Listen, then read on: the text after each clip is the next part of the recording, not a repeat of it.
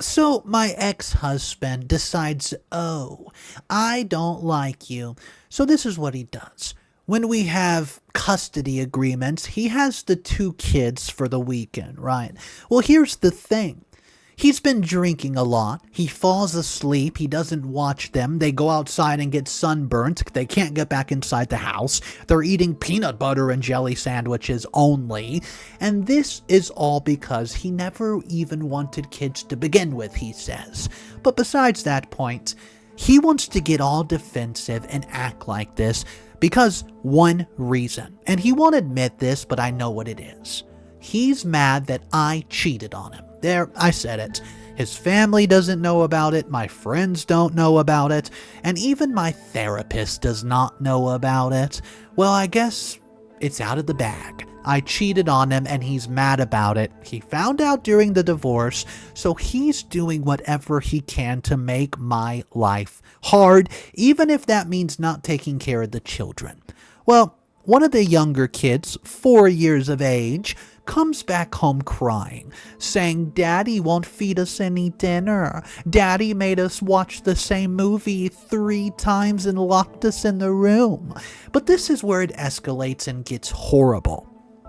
I tried to tell the judge. When we go back for a custody hearing, I said, hey, he doesn't want these kids. He doesn't even know how to raise them, and he's basically neglecting them.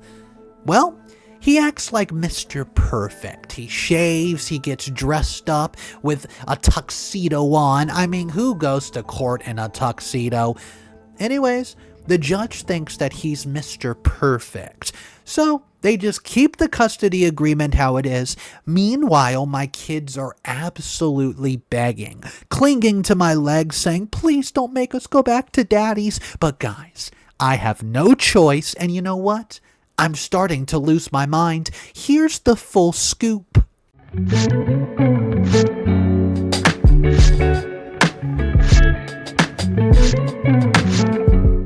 Simon and I got married young. We met in college during one of those whirlwind romances that feel like fate. When you're 21 and don't feel like anything but recklessness when you're the 34-year-old picking up the pieces. He was charming in a way that made everybody love him. Spontaneous, the kind of guy who would show up with flowers for absolutely no reason or plan a road trip at midnight. I was the opposite, organized, responsible, the one who remembered to pay bills and kept our lives from falling apart. At the time, it felt balanced. He brought excitement, I brought stability. I thought we completed each other. I need to be honest about something here before I continue because it's going to matter later. And I've never told anybody this. During a rough patch a few years into our marriage, I cheated. It was once. I ended it immediately because the guilt was so overwhelming I couldn't breathe. I never told Simon. I convinced myself it was a one-time mistake that I would take to my grave. That confessing would only hurt him and would have changed, well, nothing. I buried it so deep I almost forgot it happened. Almost. We had 2 kids. Carson is 9, Ellie is 7. When they were born, something shifted in Simon. Parenthood seemed to magnify every weakness he had. He got overwhelmed by the smallest things, crying, babies, a messy house, the relentless monotony of keeping tiny humans alive. Well, I stepped up, because someone had to. I became the default parent for everything. Doctor's appointments, school pickups, bedtime routines, meal planning, emotional support, all of it. I told myself this is temporary, that he would find his footing. Instead, he started to drink. Not like dramatically at first, just a beer here or 2 after work to cope with the stress, he said. Then it became wine with dinner. Then whiskey after the kids went to bed. The argument started piling up and begged him to be more involved, to show up for our sons and to be present. He insisted that he was doing his best and accused me of micromanaging, of never being satisfied, of emasculating him by taking over everything. I started feeling like a single parent while still technically married. I was drowning, and he was watching me go under while sipping bourbon on the couch. I initiated the divorce. I know that makes me the bad guy in a lot of people's eyes, but I genuinely believe that co-parenting separately would be healthier than whatever we were doing together. I thought structure would help him. I thought clear expectations and scheduled times with his kids would force him to step up. He agreed to the divorce reluctantly, but something in him hardened during meditation.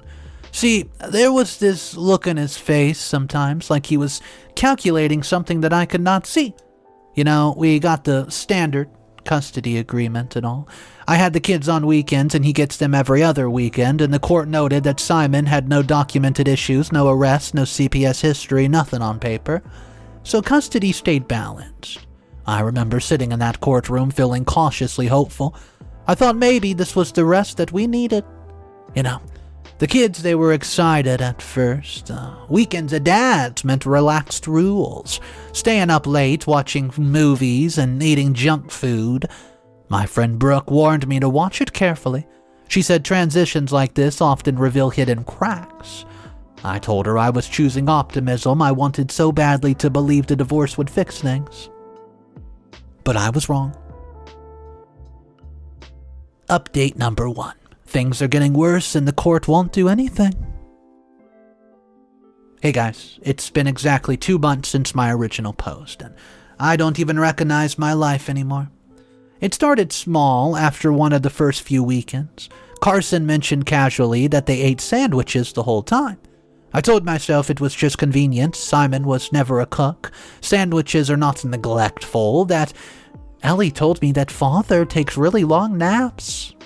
I just dismissed it as exaggerations because kids dramatize everything, right? But then Carson came home from school pickup looking exhausted. When I asked, he said he was up late because Dad fell asleep and didn't put them to bed. My stomach turned, but I told myself not to overreact. One bad night does not mean anything. Well, the next Sunday when Simon dropped them off, I could smell alcohol on him. Not faint, not maybe he had one drink, or the night before, oh no, he reeked of it. I stood there frozen, not knowing what to say. I didn't say anything. I hate myself for that now. So Brooke told me to start writing things down, just in case, so I did.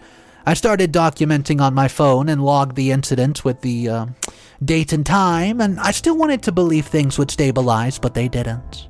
Oh no, they didn't. The following weekend, Carson complained that the house was cold and dark because Dad fell asleep on the couch again. Ellie said they watched the same movie 3 times because nobody was awake to change it. I asked Simon casually about the meals during our next exchange, trying to sound concerned rather than accusing. He snapped at me. He said the kids were fed and fine and I need to stop hovering. Carson whispered to me later that Dad yelled at him when he asked for something other than sandwiches. I felt sick, but I wasn't ready to do anything legally. I didn't have proof. I just had my kids' word against their fathers, and I knew how that would look. The next weekend was worse. The kids came back unbathed. They were wearing the same dirty clothes that I'd sent them in. Ellie had a backpack full of granola bars and fruit snacks, and when I asked why, he said it was in case Dad forgets the food. My 7-year-old is hoarding snacks because he doesn't trust his father to feed him. I texted Simon, asking how I could help, if there was anything that he needed, trying to extend an olive branch, you know. He read the message and did not respond. So I confronted Simon about the food and the hygiene, and he dismissed everything. He said the kids embellish for attention, that they're trying to play us against each other, and he made me feel crazy for even asking. So I started keeping detailed records, times, dates, what the kids said, how they looked when they came home, but I still did not go to court. I was terrified I would look like the bitter ex-wife who could not accept that her kids had fun at Dad's house. I was terrified no one would believe me. That fear cost me months I could never get back. Carson told me one weekend that Dad could not wake up for hours. He said, they played outside alone because they could not get him to respond. Ellie mentioned finding Simon asleep on the bathroom floor. When I demanded answers, Simon claimed he had the flu. He said I was making something out of nothing. So Brooke sat me down and told me this was a dangerous situation now. She begged me to file with family court, so I consulted a lawyer, and she warned me that without concrete evidence, photos, witnesses, something tangible, I might be accused of parental alienation. She said fathers' rights groups were aggressive these days, and that I needed to be careful. I felt paralyzed. The next time I picked up the kids, Carson's shoes were on the wrong feet. Ellie's jacket was missing entirely, and there was a bruise on Carson's knee. He said he fell while Simon was asleep. I confronted Simon directly and he laughed. He told me boys get hurt and that I was being hysterical and that I need to relax. So I filed my first official complaint with the family court. Judge Jace dismissed it. She said they were insufficient evidence of endangerment, no police reports, no CPS involvement, no proof that anything I described actually happened. Meanwhile, Simon had cleaned himself up perfectly for the evaluation. He showed up to court clean, shaven, sober, polite. He presented as a loving father being harassed by his bitter ex-wife. The mediator implied, not directly, but I could feel it, that I might be projecting my resentment about the divorce onto the custody agreement. Simon smirked at me in the parking lot afterward. He said I was making drama out of nothing. Can you believe this man? Drama out of nothing, he says. Well, the kids came home from the next weekend pale and exhausted. They had peanut butter sandwiches again because Simon didn't feel like cooking. Ellie said the power went out at some point because Dad forgot to pay the bill. Simon denied it when I asked, and Carson admitted that he cried at night because Simon would wake up when he called for him. I broke down in my car after dropping them at school.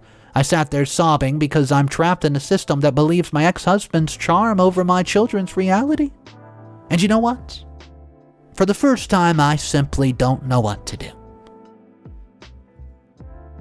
Update number 2. I found out why he's doing this, and it's worse than I could have imagined. I need to write this down before I lose my nerve. You know, things have escalated in ways I could not have imagined. Simon has started subtly punishing the kids for saying anything I might use against him. He tells them mommy twists their words. Carson has become anxious around handoff days. He gets stomach aches, he can't sleep, he clings to me and asks, well, why he has to go? Both boys have started regressing. Ellie is wetting the bed again for the first time in 3 years, and Carson has nightmares almost every night. They both being impossibly clingy, like they're afraid I'll just disappear. Brooke urged me to call CPS, but I'm terrified. My lawyer warned me that if I file a report and they find nothing, Simon could use it against me. He could claim I'm making false reports to manipulate custody, and I could lose credibility entirely, and I could lose my kids. Simon's drinking has gotten visibly worse. During handoffs, I can see his hand shaking. The kids tell me that he yells more, sleeps more, forgets more. They say he doesn't remember conversations they had the day before. I tried reaching out to his family, hoping someone could intervene. His brother Grant accused me of exaggerating because I couldn't stand losing control. He said I was the problem, that Simon was doing fine until I destroyed the marriage, but then something happened, see? Simon's sister, Alana, messaged me privately. She asked if the boys had said anything concerning. Well, I told her everything. The hunger, the neglect, the unbathed weekends, the sleeping on the floor, the drinking. There was a long pause before she responded. And she asked me something that made my blood run cold. She asked if I had ever cheated on Simon. I didn't answer. I couldn't. I've never told anyone about it, not Brooke, not my therapist, not one. Alana told me Simon found out. She doesn't know how or when per se exactly, but at some point after the divorce, it started, he discovered that I have been unfaithful. According to Alana, he believes I destroyed his life. He believes I humiliated him, emasculated him, and threw him away like garbage. And he wants me to feel what destruction feels like. She said that he told her he refuses to parent properly because he wants me to watch him fail. He wants me to see the damage, and now I can't stop. He's not neglecting the kids because he's incapable. He's doing it on purpose. He's weaponizing it. He's dropping the rope deliberately. Because hurting our children is the only way left to hurt me. Alana was crying by the end of the conversation. She said she tried to get him into therapy, tried to intervene, but he refuses help. He's convinced that he's the victim. He's convinced that this is justice. I sat in my kitchen for an hour after the conversation, just staring at nothing. The man I married, the father of my children, is deliberately harming them to punish me for a mistake I made years ago. A mistake I buried, a mistake that has now become a weapon pointed at my kids.